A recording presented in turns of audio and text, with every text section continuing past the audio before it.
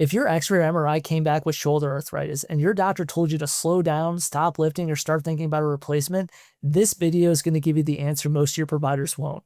You can still lift. In fact, you should. The key though is training with rules, not without them.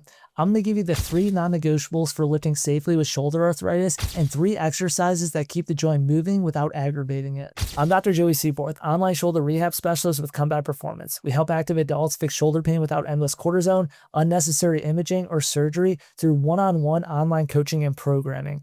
We've had clients in their 50s and 60s with bone-on-bone diagnosis and arthritis who were told to stop lifting that are now training consistently and living without pain. Meet Dave. He had been dealing with shoulder pain for over 10 years and was told a shoulder replacement was the last resort for his arthritis. When you told me, Dave, it's not just your shoulder, it's everything else around your shoulder that we got to work on, and it's got to be your neck and your nerves, and I'm like going, nobody's told me that. Nobody's even mentioned none of that to me. Since addressing Dave's big 5 areas, he's now playing pickleball, working out, and sleeping on his shoulder again. By fixing those areas, we improve Dave's shoulder. When you get an arthritis diagnosis, the typical advice is one of 2 things: rest more or get a cortisone injection. Here's the problem with both. Rest doesn't reverse arthritis. It doesn't rebuild cartilage or strengthen the muscles around the joint. All it does is let everything stiffen up more. You come back 6 weeks later and the shoulder is tighter than when you stopped. And then cortisone, it manages inflammation short term, usually 3 to 8 weeks, then it wears off. And repeated injections actually degrade tendon quality over time. The conveyor belt usually looks like this. You get a shoulder arthritis diagnosis, you do the cortisone, you get the generic physical therapy with the bands and the stretches, and then you're told maybe it's time for a shoulder replacement. It's a high-cost next step on a flawed path. Here's something important to understand. Arthritic shoulders can train. The joint responds to the right kind of load. The goal is not to protect it from movement. It's to move it better. Shoulder arthritis means there's wear and tear on the cartilage in the ball and socket joint. Think of it like a road you've been driving on heavily. Ruts, cracks, rougher surface. If you drive the exact road home every single day, the pavement eventually breaks down. You get ruts, cracks, potholes. That's arthritis.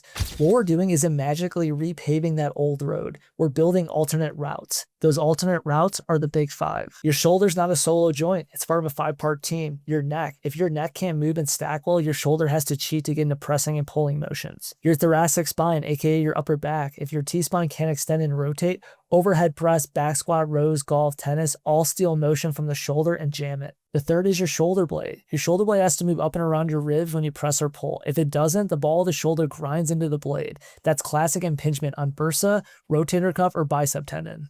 Fourth, the shoulder joint. The shoulder's a ball and socket. It has to slide, roll, and glide through 180 degrees of motion so you can bench, do dips, and reach behind your back comfortably.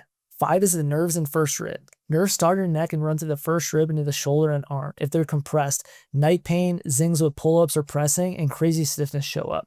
Most people are only working on the shoulder when there are 4 other areas that can add extra stress to it. We need to address the entire system together. Now I'm going to give you 3 rules for training with arthritis. Rule 1, the pain traffic light. Not all pain means stop. Here's the standard. Green is mild discomfort during exercise that's gone by the next morning. You're in the right zone.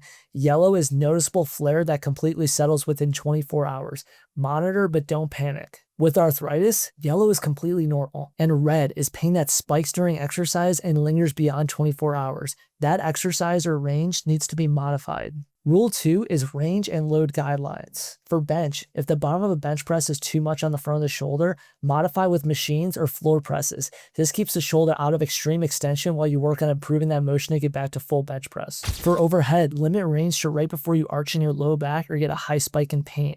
You want to kiss the pain and work through the range you have without overdoing it. For dips, limit the depth to where you feel 0 pain, even if that means almost no dips right now. Dips are the highest extension demand for the shoulder joint. Modify with bench dips for now. And load. Never go from 0 to heavy. Warm up the joint first every single session before any working sets. Rule 3 is your weekly Big 5 minimums. Every single day, you should be doing mobility work for all Big 5 areas to help lubricate the shoulder and get it moving better. 3 times a week, you should be doing strength training to be building muscle and also working the ranges that you now have. I know you're struggling with shoulder pain and you obviously want to fix it, so text me the word pain to 720-710-4371 and I'll send you my free shoulder pain fix demo. Now back to the show. Now that you have the rules, let's dive into these big 5 exercises for arthritis. For these 3 exercises, make sure you use the pain traffic light. Exercise 1 is wall slides. First line defense for any arthritic shoulder, improve upward rotation of the shoulder blade so the arthritic shoulder joint doesn't get crushed between the humerus and the acromion when you lift. Stand in a staggered stance, hands at shoulder height on the wall with your pinkies touching. Push slightly into the wall and slide your arms up as high as you can, leaning your chest forward. At the top, feel your shoulder blades rotating up and around and slowly return.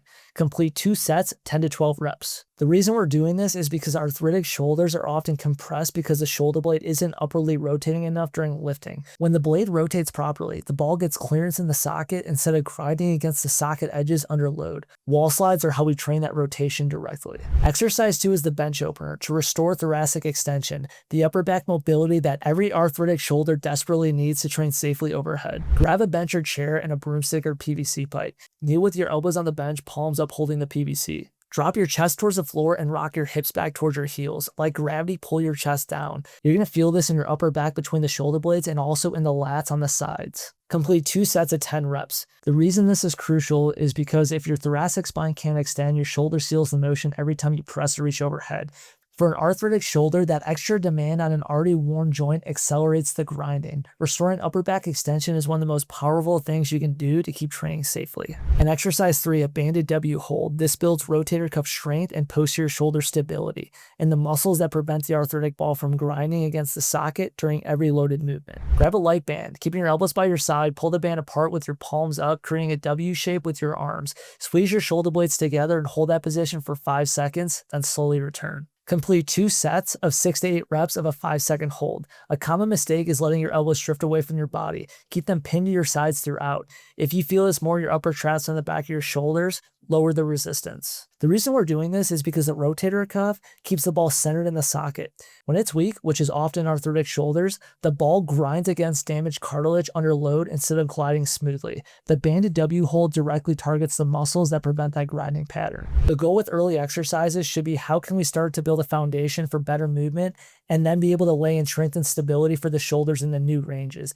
These exercises and rules are a strong foundation, but they're not the complete picture. Arthritis responds best when all 5 areas of the Big 5 system are being addressed: your neck, thoracic spine, shoulder blade, shoulder joint, and nervous system. Leave any of those out and you're just managing, not fixing. If you want to go deeper, grab my free Big 5 shoulder fix training using the link in the description. It walks you through those areas with more tests and exercises. And if you're tired of guessing, trying random YouTube exercises, or doing generic PT that's not fixing the root cause, and you want a plan built around your arthritis presentation and goals, then text me the word pain to 720-710-4371 to get a tailored step-by-step approach on how to permanently fix your shoulder pain. Our mission at Comeback Performance is to help over 1 million people around the world eliminate their shoulder pain, avoid unnecessary imaging, injections, and surgeries, and get their lives back. After you reach out, please like and subscribe to the channel. We're putting out daily content based on your guys' questions on shoulder-related topics regarding pain